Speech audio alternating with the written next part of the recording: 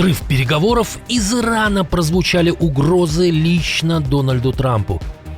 Силовики против военных, погоня со стрельбой в крупном городе.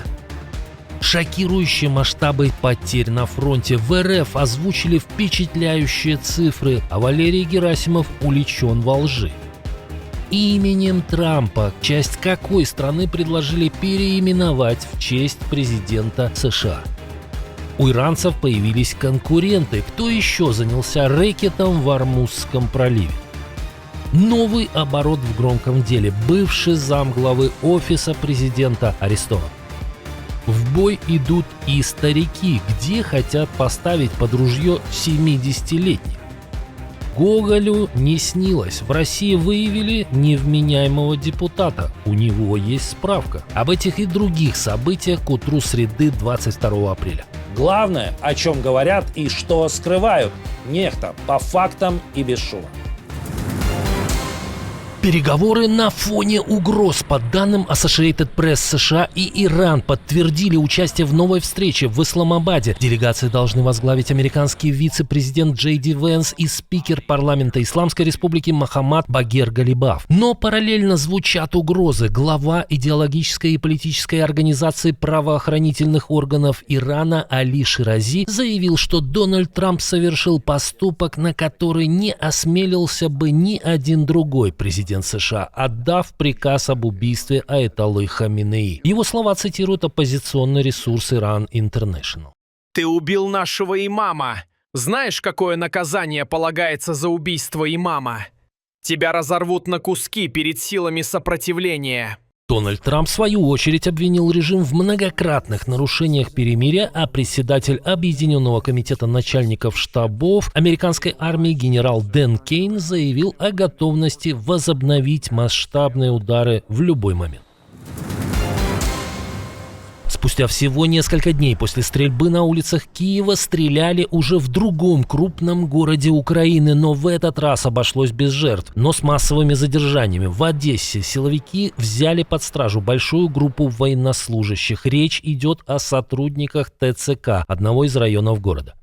В связи с задержанием сотрудниками Управления внутренней безопасности Службы безопасности Украины военнослужащих групп оповещения Пересыпского районного территориального центра комплектования и социальной поддержки в Вооруженных силах Украины начато служебное расследование. По данным местных СМИ, речь идет о задержании 8 представителей Пересыпского ТЦК и одного участкового. Фигуранты дела вымогали взятку в сумме в несколько десятков тысяч долларов. По некоторым сообщениям, задержание проходило не только со стрельбой, но и с погоней. Позже свое заявление сделали и в Службе безопасности Украины.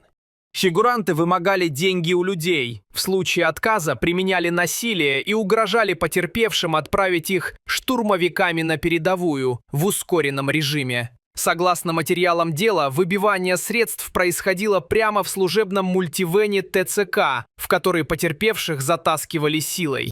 Решением главнокомандующего вооруженными силами Украины, начальника Одесского областного, а также начальник Пересыпского районного ТЦК отстранены от выполнения служебных обязанностей. Последний день формального перемирия на Ближнем Востоке, но пока пушки молчат, риторика становится все острее. Беньямин Нетаньяху обвинил Иран в планах уничтожения Израиля. Режим аятолл в Иране планировал еще один Холокост. Он замышлял уничтожить нас ядерными бомбами и тысячами баллистических ракет. Если бы мы не противодействовали этой экзистенциальной угрозе, если бы мы не действовали решительно и смело, названия мест смерти Нетенс, Фордо и Исфахан могли бы быть добавлены к названиям лагерей смерти Холокоста: Освенцим, Майданек, Треблинка. По словам Нетаньяху, этого не произошло только потому, что вместе, цитирую, с нашим великим другом Соединенными Штатами мы заранее устранили угрозу. Потери на фронте зашкаливают. С сенсационным заявлением выступил командир спецназа Ахмат Министерства обороны РФ генерал-лейтенант Аптиалаудинов. Этот выдвиженец Кадырова, а по совместительству замначальника Главного военно-политического управления ВС РФ, озвучил ТАСС число потерь. Правда, не своих. Потери, которые Украина понесла в этом СВО за эти 4 года, Ну, мы можем примерно предполагать, что около 2 миллионов человек. Как вам кажется, заявления этого генерала заслуживают доверия?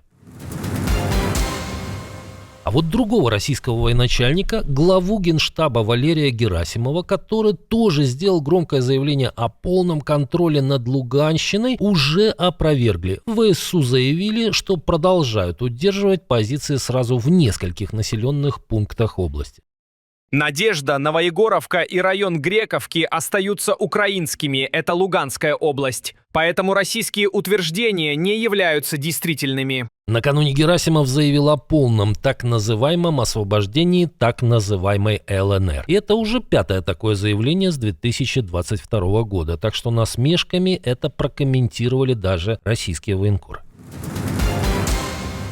Пока американцы и иранцы почти перестали стрелять в Ормузе, в игру вступил еще один игрок, и он тоже хочет поживиться. На фоне блокады пролива компании начали получать странные сообщения. Заплатите и вас пропустят. По данным Reuters, за иранские власти себя выдают мошенники и требуют деньги в биткоинах. Минимум одно судно уже попалось, но, заплатив, попало под обстрел. До этого рекетировать суда пытался корпус стражей исламской революции. Они уже брали по 2 миллиона с борта за проход. В итоге полный хаос. Блокада, обстрелы, платные проходы, а теперь еще и шулеры.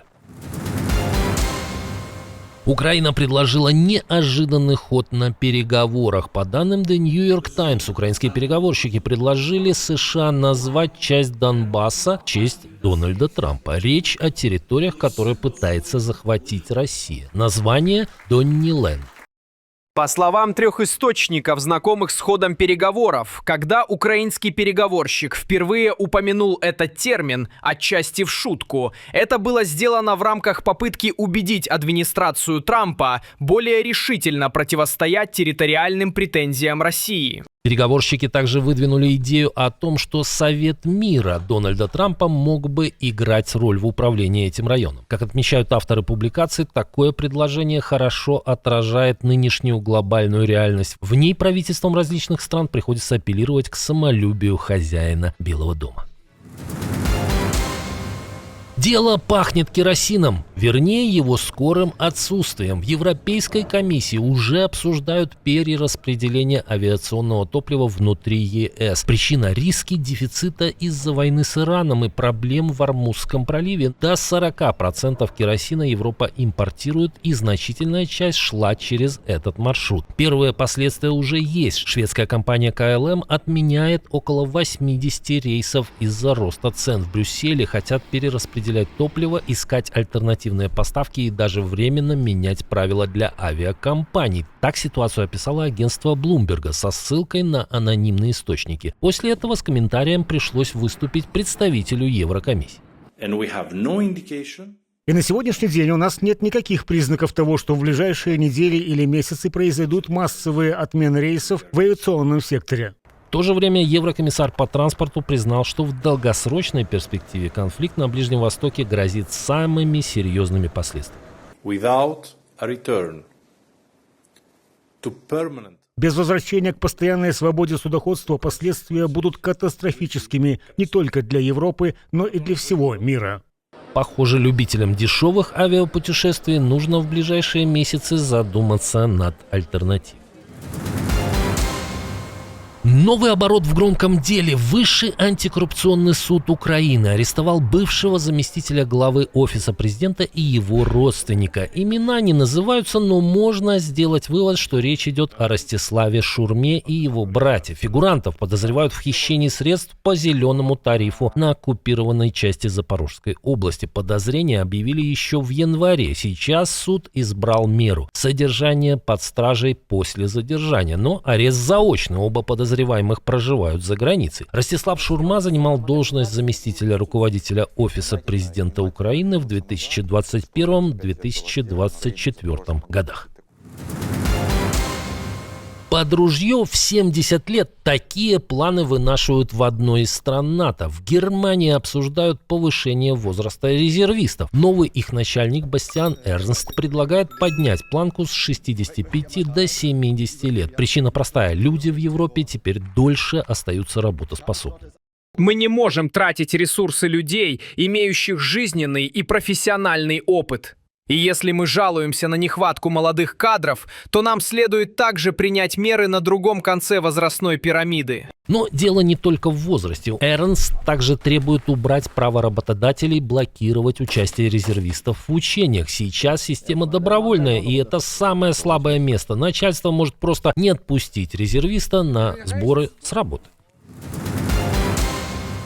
Многие называют режим Путина диктаторским, но вот вам пример удивительной свободы. В какой еще стране можно быть невменяемым и одновременно депутатом? Представитель партии Роста, имя которого не называется, 5 лет заседал в областной думе Нижнего Новгорода, причем за него в 2020-м, согласно официальным результатам, проголосовало 73% избирателей. Как пишет местное издание «Без формата», депутат вел приемы, а также был директором ООО «Энергия». Именно там он организовал майнинговую фирму, незаконно подключился к сетям и похитил электричество почти на 30 миллионов рублей. Но когда на него завели дело, фигуранта признали невменяемым. Интересно, сколько более высоких лиц из Кремля в будущем попытаются такой же фокус провернуть в Гааге. Как думаете? Чома Этала пошел против собственных силовиков. Где готовы арестовать Путина? Кого еще из соратников Трампа отправили в отставку? И сколько миллиардов долларов придется вернуть за незаконные пошлины? И где горело сразу больше десятка судов? Об этом мы рассказывали в прошлом выпуске. Посмотрите, если еще не видели. Увидимся уже вечером.